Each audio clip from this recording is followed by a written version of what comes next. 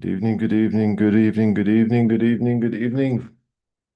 Let's see if we're streaming. We're on one platform. Let's get the other two up. Second one, third one. We are live. Good evening, everybody. This is Limitless. And this is episode, I don't know which episode, episode 4. And tonight we've got a very interesting topic. And the topic is the universal feeling of being stuck. So, firstly, I want to say that I've noticed there's a few people that watch these episodes. They watch the whole ones. I am going to do a request and ask, please be so kind and comment. Whichever platform you're watching it on, just give me a comment, tell me, ask me a question, give me some indication if you're enjoying it. Number one. Number two, give me some questions or topics you want me to talk about. I'm sitting here looking into a camera, having a conversation with a screen. So it's always amazing to have some live interaction from other people. So if you've got a topic you do want me to talk about, please be so kind and just in the comments, pop the topic and let's see if I can raise it in the future and have a chat around it. So tonight I'm talking about a concept that, man, I hear it so much from my coaching clients. People that I coach, how often they repeat kind of the same question or the same statement over and over. The statement they make is, I feel stuck. I think I'm stuck. And I usually ask them, you say you think you're stuck. Are you stuck or do you think you're stuck? Because there's a difference. I'm stuck or I think I'm stuck. And very often their response is literally, I don't know. I'm not sure if I'm stuck. I think I'm stuck, but I'm not sure. What is it? What is stuck? What does it feel like being stuck? And how will I know if I'm stuck? So I decided tonight to kind of sit down and just list 10 signs of what does it mean I'm stuck? What does it really, really mean when people say I'm stuck? Now, here's a challenge.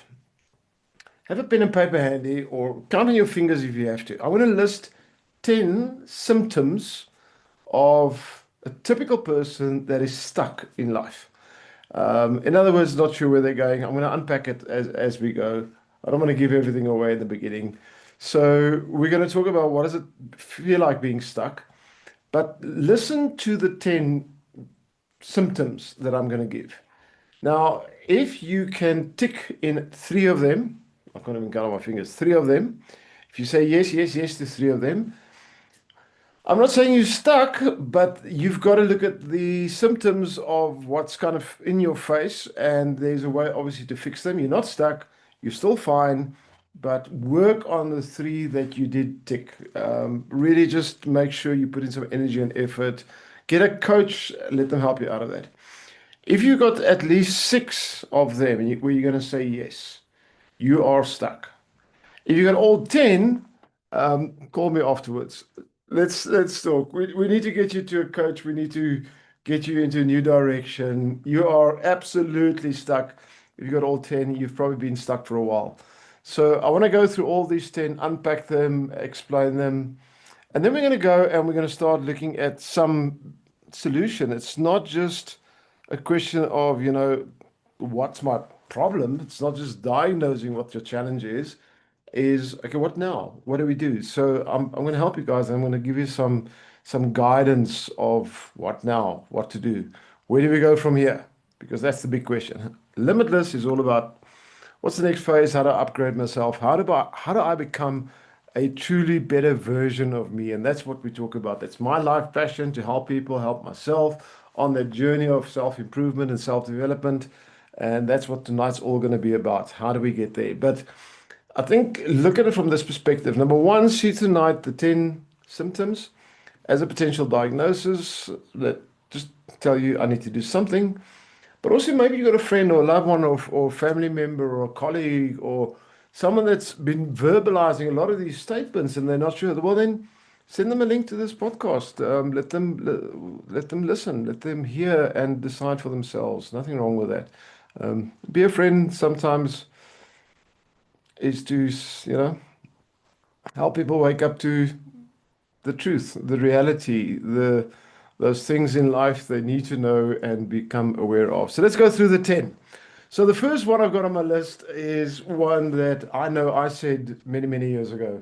It still sits in my heart. I still feel it when I read it. And the statement is very simplistic. Is this all there is? Is this all it is? And that's basically when we wake up in the morning and your entire day is almost like it's just running on autopilot. It's same routine. I remember I was even wearing exactly the same clothing. I still wear a lot of the same because I'm very simplistic when it comes to making clothing choices. But I mean, I would put on the same clothes, same sock on the same foot, same shoe on the same foot every day. First the left, then the right. Um, Brush teeth, comb hair, take a shower. The same routine in the morning. Drive the same route to work. Kind of do the same job. Come home, sit in the lounge, say the same things to the wife and the kids, watch the same kind of programs, go to sleep in the same bed, dream the same kind of dreams, wake up tomorrow and blink your eyes and 15 years have passed. And you literally wake up one morning and you go, this? I'm saying it with a smile on my face, but it's one of the most sad statements to come out of someone's mouth. Is this all there is? If we if we are so on autopilot, if we are so stuck in the mundane, in the mediocre and the mediocrity, the average, the repeat of life, that we have to wake up one day and ask that question, is this all there is to life? Then we are in a very, very bad state. When I asked that question, I was in a very bad state. I didn't realize it in the moment. And that's the challenge with that statement. We get so used to being in that mundane state. We get so conditioned by the comfort zone of living on autopilot that nothing really shouts in our brains. No alarm bells start going off. And then one morning we wake up and we go, is this all there is? And then all of a sudden your life is crashing around you. You start judging everything. You start judging your purpose, your reason for living. You judge your relationships. You judge the house you live in. You judge everything. And it's literally like everything just falls down on top of itself. I don't know if you've seen those buildings. Social media loves it, where they dynamite the buildings and you see the buildings implode. And that's literally when you wake up one morning and you go, is this all there is? Your life literally starts to implode on top of yourself. So, very strong wake up call if you are in that mindset, if your brain has asked that question. I highly suggest go see a coach, see someone, start talking, start doing something because I don't believe that we were created for the mundane. I don't believe that the God I worship created me mediocre. I know I'm sometimes a bit radical in certain areas of my life, and I'm a bit of an extremist in a lot of areas. But I'm most certainly no one has been created just to be a mundane robot doing the same thing every day in and out. We were created to live exceptional lives, and if we wake up, is this all there is? We're not touching the surface. That's number one. Is this all there is? Number two, I call it career crossroad or job dissatisfaction. Now, this is not where you've just taken on a job, you started a new career, and your brain goes, I don't like what I'm doing. This is a horrible career. I've made a wrong career path. Not in the early phase. This is usually if you've been in a career for at least, I would say, between 5 and possibly about 10, 15 years even. I've had many clients that I've spoken to, been in the same career for 20 years, and they wake up and they realize they're not fulfilled. They're not living up to their full potential in the career they're in. They know they're capable of more, but it's very clear that the career they're in is not bringing that to its fruition. It's not creating a potential path of them really flourishing as human beings. There's a sense of being underutilized. I'm capable of more, but the career I'm in, I don't see it truly happening. It's almost as if I can do what I do too easily and I get bored by it. And it's just repeat of same over and over. I'm not being challenged. I'm not being stretched. I'm not developing as a person. I'm not being put in a position where I shine and I can really perform at my peak. All the tasks I'm giving are at a certain level, and I know I'm better, and I know I need to do something else, but I'm not sure what or where to go. I'm petrified because I'm earning a salary. I've got a bond or rent to pay. I've got car payments. I've got this. I've got that, and all these things are going through your mind. And that's also a very frustrating space to be in. And it creates a lot of fear in people's minds, unnecessary fear, because a lot of people believe that if you've gone down a route and you've created a career, and you might be in your late 30s or 40s or even 50s, then it's too late to change direction. Well, it's not. It's never too late to change direction. It's never too late to really just become, I almost want to say that amazing version of yourself, to become that better version of yourself. It's never too late to step up and just do a massive change in your life, career redirect. If you go read up about it, people at the age of 65 change career directions. Man, it's never too late to make a change. If you're down a one-way road and you know it's mundane, you know it's boring, you know you're not living your potential, make a change, get out, do something else. It's if you look at, and again, a lot of people say, yeah, but my house, my bond. Well, look, move to a smaller place, sell the two cars, buy one smaller car.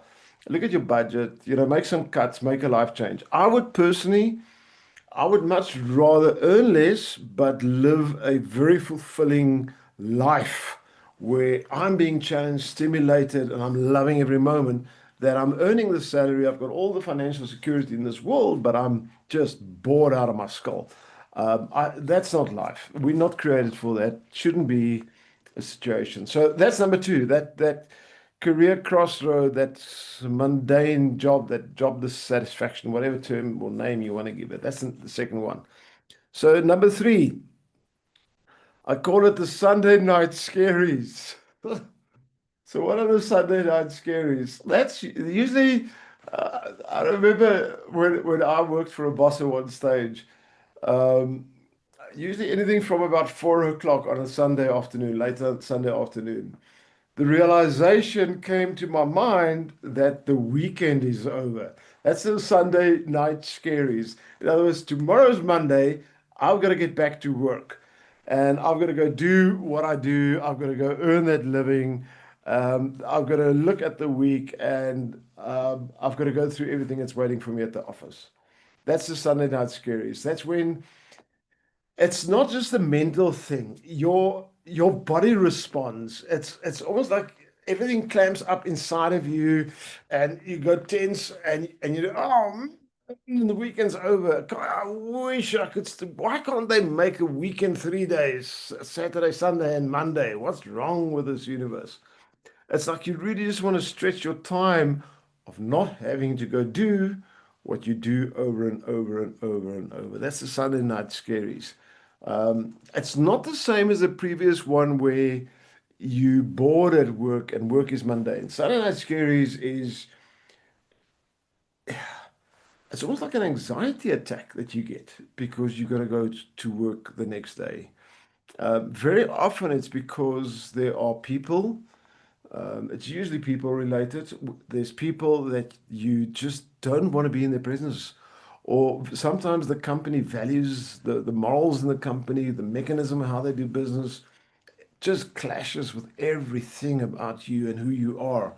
That's the Sunday night scaries. It's when what you're going through is just completely I don't know, put it completely wrong. You just know isn't right, and there's fear that comes over you, and everything in you wants to resist it. You want to run away, put your head in the sand and hide like an ostrich. That's the Sunday night scaries.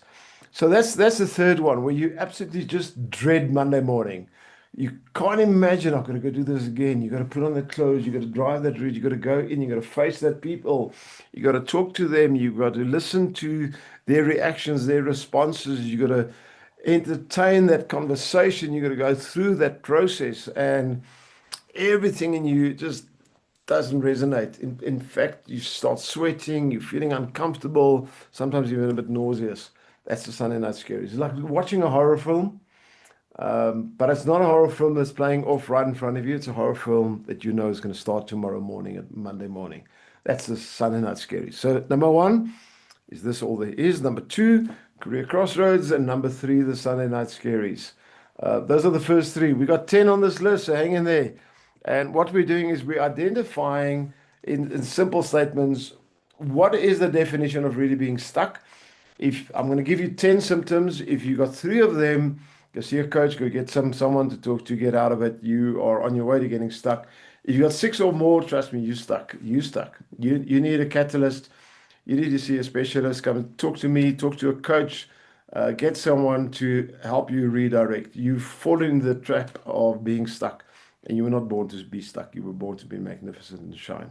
So, what are the 10 symptoms that tells us we are stuck? So, number four, relationship rut. Now, what does relationship rut mean? Here's the strange thing about relationship rut. It's not that you don't necessarily love your partner anymore. It's not that you find them unattractive. It's not that they're doing anything wrong. You still like them, you still love them, you still like being in their presence. But it's almost as if something's missing and you can't really put your finger on it. The conversations you have are hollow. The interactions you have, it's got no intimacy. They're mechanical. The joy that the relationship brought you at one stage just seems to have gone away. But again, you still love your partner. You still like your partner. You still want to be with him. Your eyes not strayed. You haven't fallen in love with someone else. Nothing's happened. Nothing's changed. It's just that something's missing. And it's almost as if you can't put your finger on it. It's if the joy has left the relationship. Now, remember, relationship is always two people. Two people play a part. And very often, a lot of people don't understand this. They look at the relationship as if it's got life of its own, and they say, my relationship's broken. There's something wrong with my relationship, without necessarily taking accountability of it for themselves. Because most of the time, not always, most of the time, if the relationship feels like it's in a bit of a rut, if the person feels that, does something, they can fix it. But relationship rut also means there's no driver in me to necessarily want to fix it. That's relationship rut. It's again, it's not that there's something wrong. It's not that I'm sick or I'm unemotional or something's gone wrong with me. There's nothing wrong with my partner. There's absolutely nothing I can put my finger on. There's nothing, no one on the outside. Nothing's gone wrong. It's just something's missing right now. Now, the reason I'm mentioning this and why it's on this list, a lot of people believe that's something that needs to be fixed inside the relationship. They think it's a relationship issue. Not necessarily. So, a little bit of a teaser of something that's coming a bit later, possibly, is very often when we have any one of the previous experiences, it means I am missing something in my life. I'm missing something that's creating that zest. I'm missing something. It's almost like I'm missing all the vitamins of the joy of life. And now I'm not experiencing the passion, I'm not experiencing the fulfillment, I'm not experiencing the joy, I'm not experiencing life to the fullness of what I can. And that is what we call a stuck state. It's as if the zest vitamins of life have left my body, and now if that's all there is, it feels like I'm in a rut, feels like my relationship's in a rut, feels like my job is stagnated. Everything has just gone wrong. So number five, what else is on that list? What's one of the symptoms when I've gotten to that point? Where, and I like that statement I just made, it's where the vitamin zest of life has left the building. What's one of the symptoms? One of the symptoms, number five, is analysis by paralysis. It's when we start really overanalyzing and how do I say this nicely? We get to a point where we're actually a little bit like a princess or a prince that's too spoiled and we've got too many choices. I can't make a choice. Which, jacket should I wear? I don't know. Open the closet, there's 300. Which one? I don't know. Which one can I wear? That's kind of a paralysis by analysis. There's so many choices available. I can't make a decision. I can't move on. I'm unable. A typical thing, if you go to a restaurant and they give you a menu, do you take an hour to decide what you're going to have to eat? There's 100 things on the menu. How long do you take? How easy is it for you to really know what you want? If someone says you want to go away for a weekend, can you say where you want to go? If someone says, would you like a gift? You could get a gift. What would it be now? What would you want for your birthday? Could you say what you want in life like that? Do you know what you want? So here's the thing. If you go into that paralysis analysis where too many choices, I don't know what I want.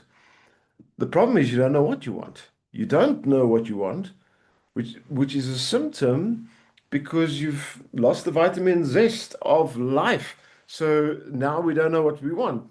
That's not the problem. The problem is there's no zest, there's no passion, there's no chutzpah, there's no oomph, there's no real life and passion in you. So I don't know, they all look the same.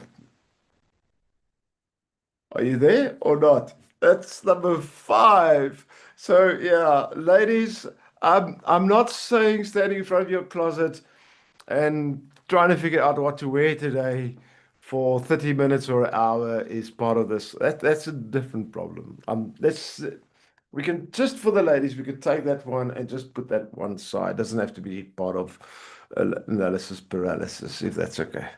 All right, number six, living someone else's dream. Hmm.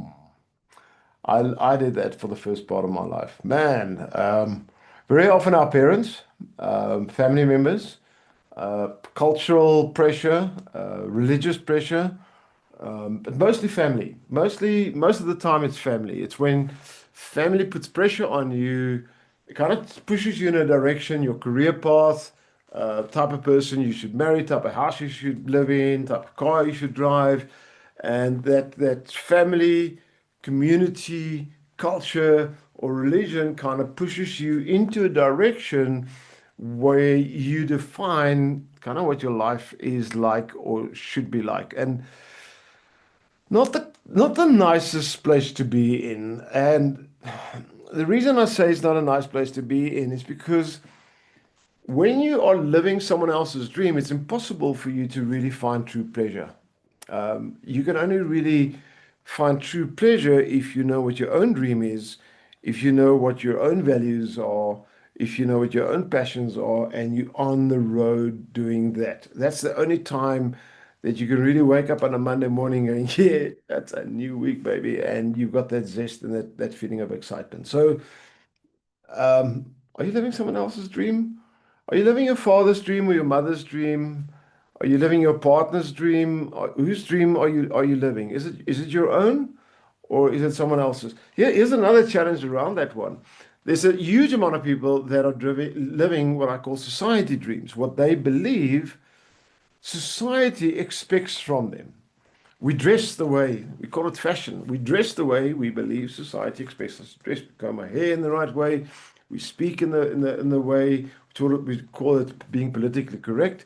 There's nothing wrong with it, but we construct our identity around external opinions instead of realizing that I can shape my identity from within and I can become the version of me that I really need to live and be. True happiness, I'm just going to say this, can only be found when you align yourself with your own values and your own identity, your own belief system, and become who you are. You cannot find true happiness by trying to live someone else's dream because then you're fake. You're not authentic. And at some stage, it's going to catch you. It's going to attack your health. It's going to attack your emotional system. You're going to find yourself being depressed. There's a whole lot of spin-off results because of it. So Just, find your own identity and just be the best version of you. The biggest joy you're going to have. It's a thrill. It's phenomenally satisfying being the best version of you. All right, number next, the comparison trap. Now, the era we live in now is the era of social media and social media influencers. If you sit down and you guys really think carefully and you're honest with yourself and you're transparent with yourself, how many decisions have you made over the last year because of something you've seen on social media? Now, if you say nothing, then well done for that lie, because it's not true. We do get influenced by external information. There's no possible way that we're not going to be influenced. We will be influenced. All of us will be influenced by that. It's not the fact that we're getting influenced. It's how are we being influenced and what effect does it have on us? So one of the risks we have is when we start looking at other people's profiles and we go, wow, they're living a great life. I wish I had that life. That's the comparison trap. That's when we start measuring what we deem to be either good or happiness by what other people are doing. But here's the problem with that. We don't know them. We don't know what their full experience is. We don't know what they're really going through in life. We see them on the surface and we make a judgment call. I get a lot of people that talk to me and they think I've got this magnificent life because I'm in this industry. I am naturally very, very positive. I've trained my brain to think very focused in the direction I'm going. And people assume that everything in my life has got to be absolutely perfect. And they do compare sometimes. But they don't know what's happening in behind the scenes. I mean, I'm sitting here, I've got a beautiful screen. I'm wearing a very nice shirt with a little fancy collar. My hair's combed all nicely. It's a long sleeve shirt, so I look very fancy. But what's behind the scenes? Well, behind the scenes, I'm sitting with shorts. It's summer in Joburg. I've got short pants on. I'm relaxed, man. I'm from the waist down, I'm in chill mode. So what we see on the screen creates an impression, and then we use that and we color in the picture. We imagine everything else. A lot of guys would look at what they're seeing on the screen, imagine I'm actually wearing a suit, fancy pants, and nice pointy, shiny shoes. My jacket is hanging over there, and I probably just took my tie off a few minutes ago. We color in. We create this imaginary world around what we see on social media, and then we compare that with our lives, and we go, "Ah, I'm not good enough. I'm not living up to the best version of me, or that I can be, or what I should be." And uh, man, we judge ourselves. We shoot ourselves in the foot around it. I don't know if it's only me, but I don't think so. I've heard a lot of people do that, and we fall into that trap just like that. Especially if you're in a career like our industry, coaching. I speak to so many coaches. They look at other coaches and they go, "That guy's doing so well." And then I know the person they're referring to, and I know what's going on behind the scenes and how that person is struggling. And they look at it from the outside and they make a judgment, and they then compare that judgment with themselves. No, guys, you know what? You've never walked in someone else's shoes. You can't. Other people's lives are way too complex for you to fully understand. Appreciate what you have and give people permission to be the people they decide to be. You are absolutely perfect as you are in your own right. No necessity to compare yourself to someone else. You've been created uniquely magnificent, and just live that magnificence. That's the simplest part of it. The next one is very often one that's created by this comparison trap, and that's the fear of failure. Now, I've spoken about this many, many, many times. The concept of failure is man-made. Young children, when they're born, look at them when they learn to walk. How many times do they fall? The concept of failure doesn't exist in their brains. A child has to be taught what failure is to grasp failure. And as we go through our schooling process and eventually our jobs, the concept of failure gets hammered in. It's like a sword hanging over our heads, that we're going to be judged, that we're going to be punished. And failure becomes a massive issue in a lot of people's lives. They live by fear of failure. Most decisions they make is based on the fear of failure. It's a jail we create and that humanity has created for itself. And it's just so sad because it's not required. Um, so how much of your life, how many of the decisions you make, how much of your thoughts, your internal dialogue is based on the fear of failure? Am I going to be okay? Are you going to be all right? Are you going to do it right? Are people going to like you? Are they going to accept you? Are you going to fit in? Are they going to look at you and like what you present? Man, I live this, I almost want to say social life or public life a lot. I'm in the public eye a lot. I talk a lot. I speak a lot. And I remember in the early days, I was always worried, will people like what I'm going to say? And will they not? Should I change so that I'm like, will I fail? Will I not fail? All this heebie-jeebie nonsense. And I realized something, and that is, I want to be liked by the people that like the full and authentic version of me. So maybe it comes with age. I don't know, but I've settled into a very comfortable space in my own skin where I'm comfortable that there's some people out there doesn't like me. I'm comfortable that there are people that's got negative thoughts about me or that doesn't like certain things or judge me on this or that, whatever the case may be. I'm fine with that. It's cool because there's a group of people that can see who I am, that likes who I am, and that's loyal to me. And you know what? I would much rather be loved truly, authentically by a group of people for my authentic self, who I am, than be liked by a massive amount or a whole group of other people that like this fake version that I've created of me. So it's much easier just to be the authentic me and be loved by the authentic people. So I don't have that fear of failure, or I almost want to call it that fear of success. What if I'm amazing? Will it make other people feel withdrawn or in my shadow? Will this one not like it? Oh, come on. Just live your best version of you. That's straightforward. So how many of these have you marked? What we're going through is I'm giving you 10 symptoms of what does it feel like, or what are the typical things that people say when they are stuck in life? What are the 10 symptoms of being stuck? If you've got three of them marked, go see a coach, need some tweaking. But if you've got six or more marked, my brother, my sister, you are stuck.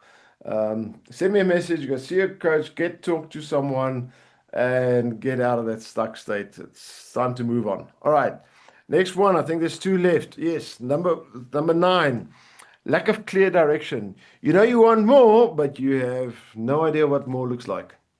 You know you want more out of life.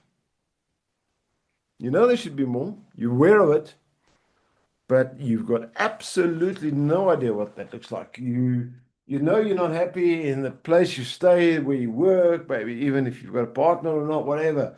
Everything is wrong. You know things are wrong, but you don't know what is right. You haven't identified what is the opposite of this is wrong, or what is the opposite of I'm unsatisfied, or what is the opposite of this is frustrating me, or what is the opposite of this feels like I'm being held back.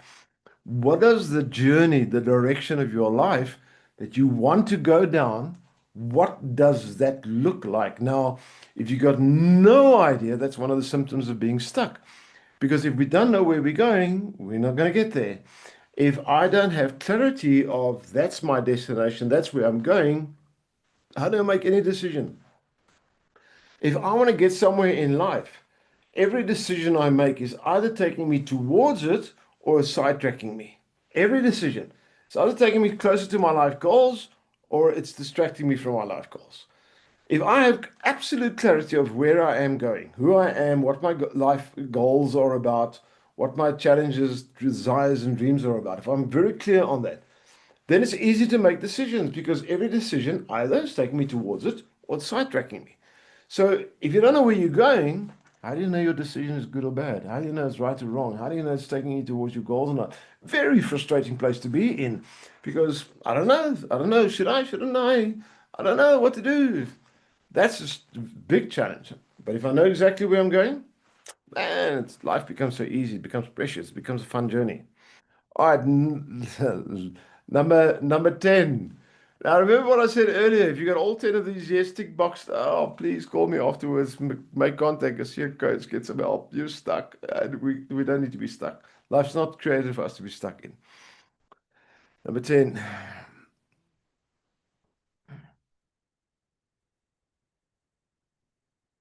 It's when you have built such a strong inner wall that you've learned how to ignore your own gut voice. When you hear it screaming, but you've learned how to numb it, how to silence it, how to ignore it. In other words, you've created such a self, I'm saying this with all due respect and a huge amount of love. You've created such a strong self pretense that you don't even hear the voice of the authentic you anymore. If you've gotten to a place where your inner voice, even though it's shouting, cannot be heard anymore, then there's a high probability you are stuck because you've lived a life so many years with a mask on that you don't know what your real face looks like anymore. And that's a sad place to be in. So that's the 10 signs. So let's move away from the signs. What can we do? I think that's the important thing. So let's start with number 1. What are the things we can do? Number 1, and this is something we all need to do, irrespective if you've marked all of them.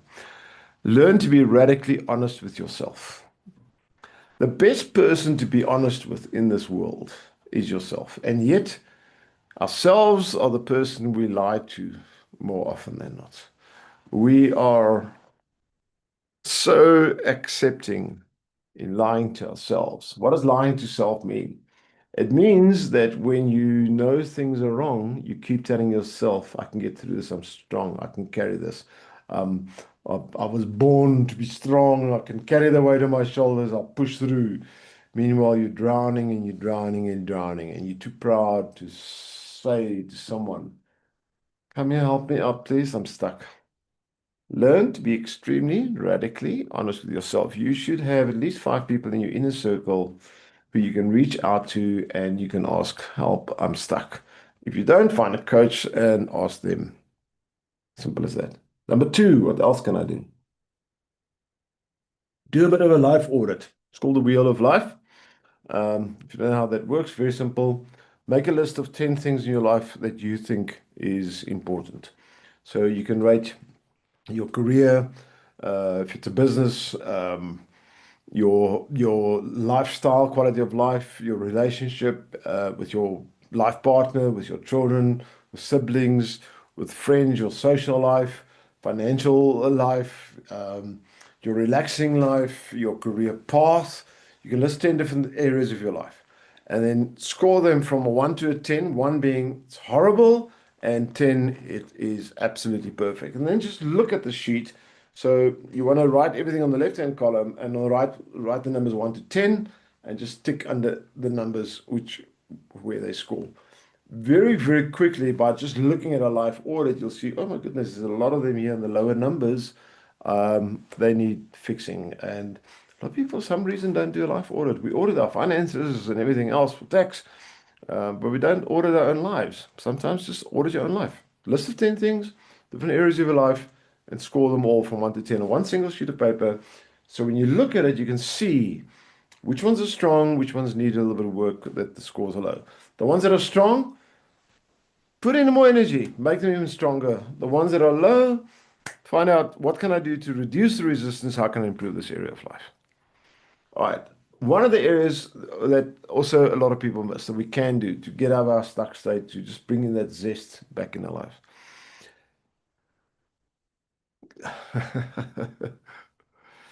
Go back in your own mind to when you were 5, 6, 10, 12, 15 years old.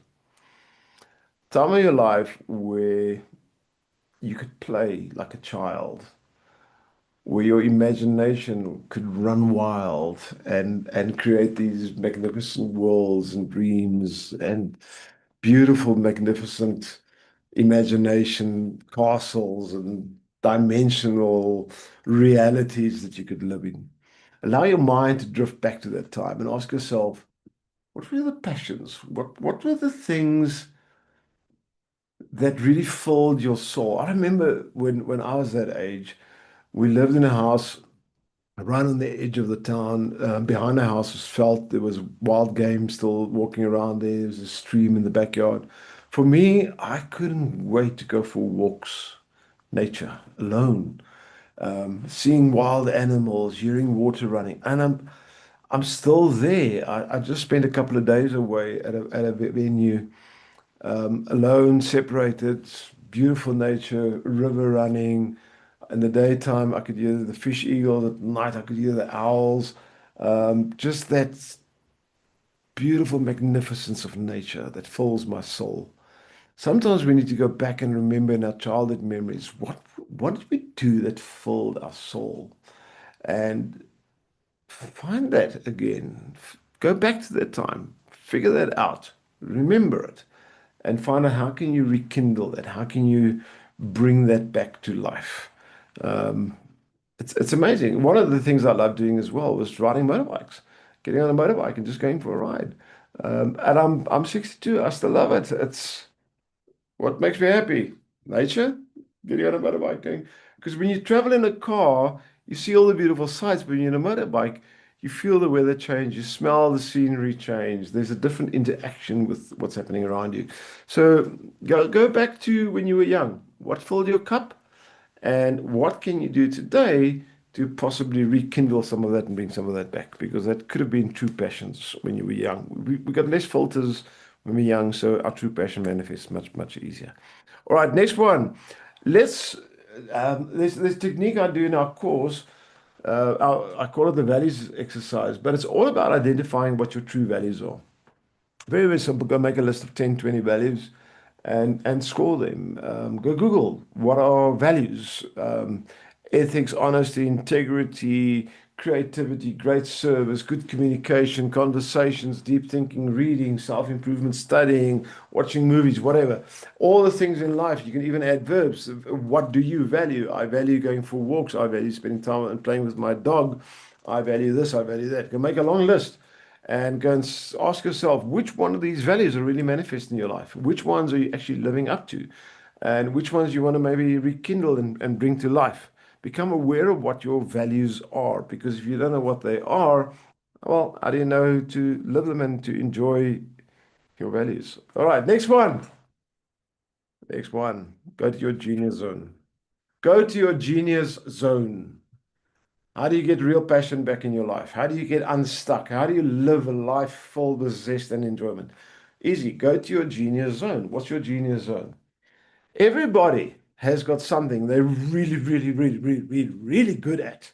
And it's most of the times right at your fingertips. In fact, if I tell you to get up right now and within 10 or 20 minutes, you can actually start doing it and you can do it exceptionally well, that's most probably your genius zone. And it's also something that you believe everybody can do and everybody can do quite easily.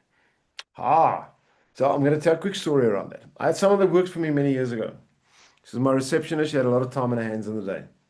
The reception wasn't that busy. But every time I would walk past the desk, she would sit with a pencil and a piece of paper and she would be drawing.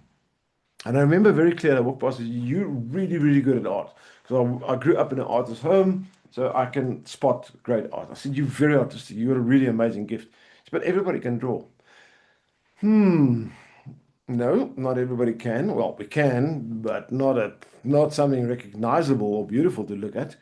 And she had an artistic flair. And the problem with it, she now makes a living out of her art. We coached her into that. The problem with our genius zone, for us, it's so simple. It's logic. It's easy. We don't realize there's a huge amount of people that are actually prepared to pay us for that genius. Our minds struggle to wrap itself around that. And what's fascinating, if you find your genius zone, it's very easy for you. You're very good at it. People are prepared to pay you for it. You don't get tired of doing it. You love doing it. And you can make good money from it. What a great place to be in. Find your genius zone and build a life around it. That's how you generate your income. That's what you should build your whole career on. How difficult could that be? So look at what is it that you do that people recognize that you do quite easily, and when you do it extremely well. You'll know because you'll get comments about it. Your family, your friends, people around you, your colleagues at work, people will tell you. Just learn to listen. What is your genius zone? Mine is very simple. I take complex things and then I explain them. That's what I do.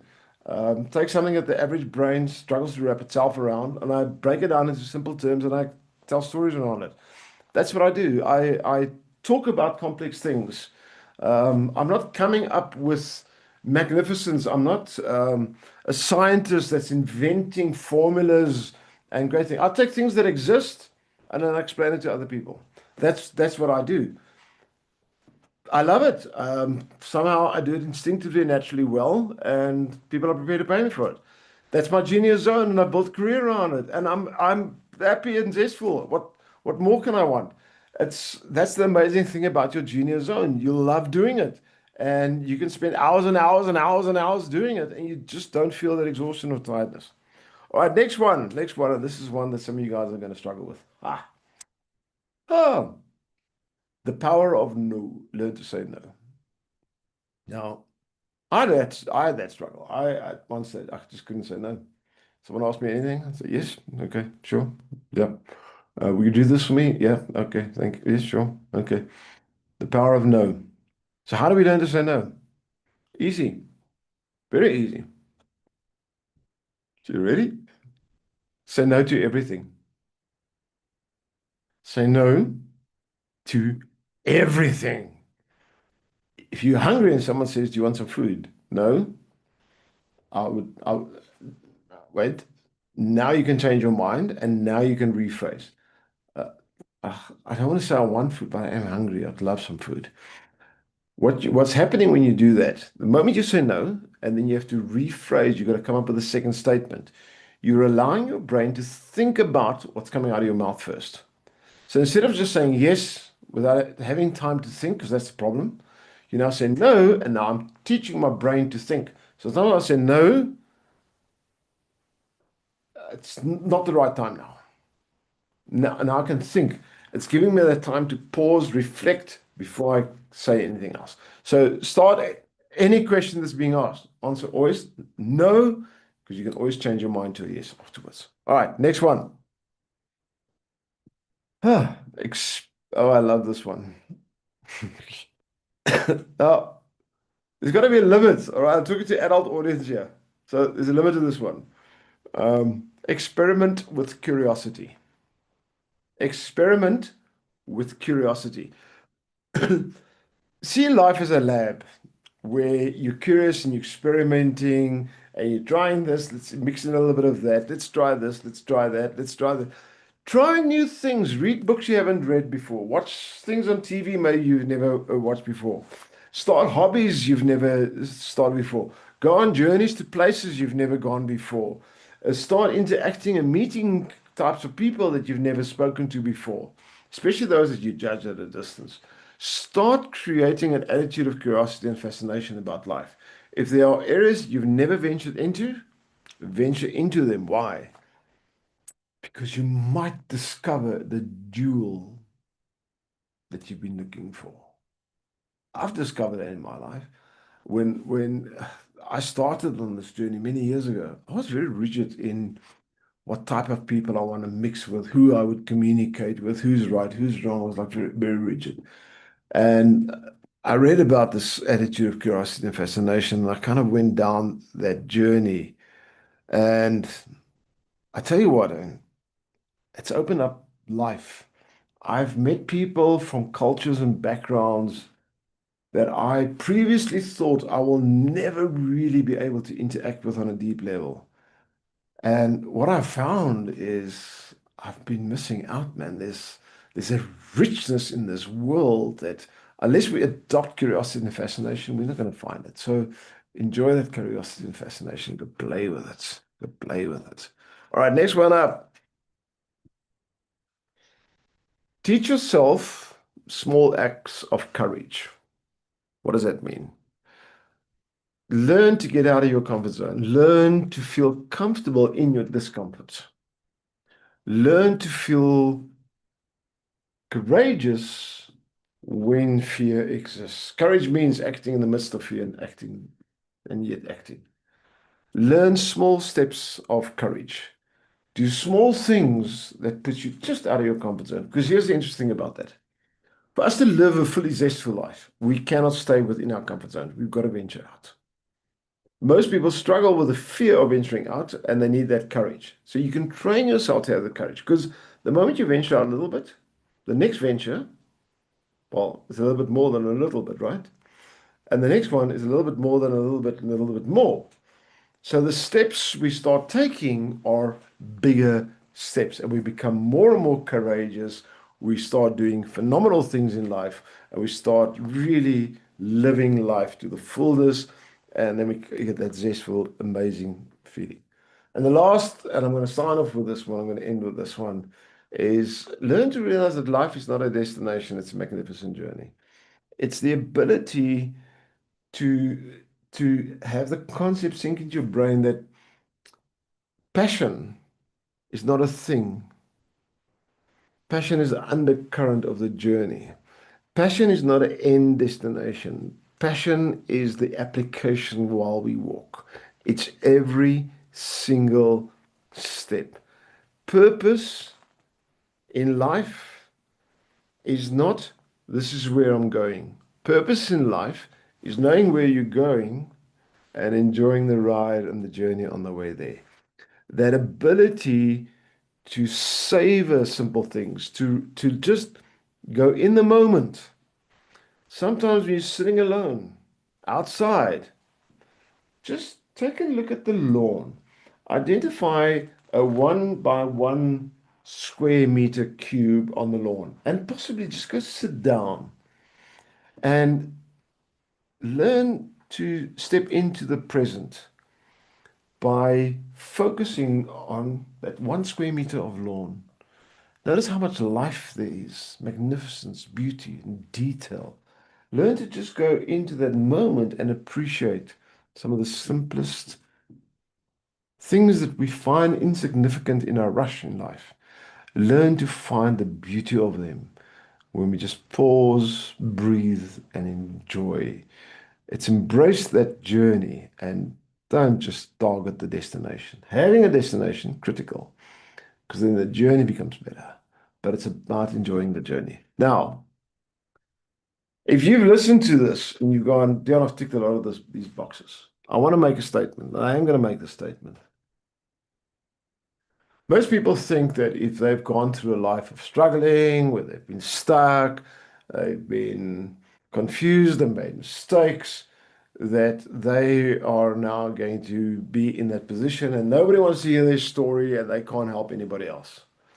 I'm going to make a statement. I don't want you to hear this statement. Your mess is your message. Statement I made a couple of weeks ago. I still enjoy it. I'm just going to keep repeating it until I get a better one. Your mess is your message. You see, just because you've been through some really bad things in your life, or you've had a bit of a mess, you made some bad decisions, you're going to have some bad things happen to you. It's not about feeling sad about it. It's about realizing that there are millions of people out there in the world that need to hear you talk about it.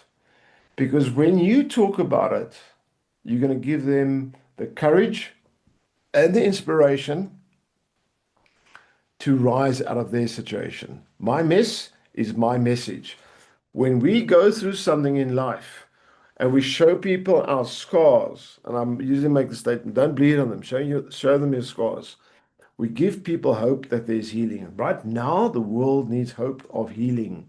People need to realize it's okay to be stuck because there are millions of people that's been stuck and they got out of it. If you're one of those, you've been stuck and you know you're on your journey way out and you want to help other people, contact me. I'll teach you how. We'll put you on a path. We'll get you certified as a coach, as an NLP practitioner. We'll help you if you want to do it full time or just part time, just to fill that passion in you to help other people. Okay, talk to me. I'll help you. I'll get you certified where you can help people that have got these 10 symptoms. Maybe some of them you've recognized. But how do you really sometimes get out of a stuck state? Very easy. You help those around you that are stuck. And as you help them, that reflection draws you out. Very often, the most stuck people are the ones that are the most willing to help others to get unstuck. So join me next week, Monday, right here on this platform, 7 o'clock, for another episode of Limitless. Or send me a message, connect with me, join one of our groups, and let's make you a better version of you. Have a beautiful evening, everybody. I'll see you next week, right here, this time. Goodbye.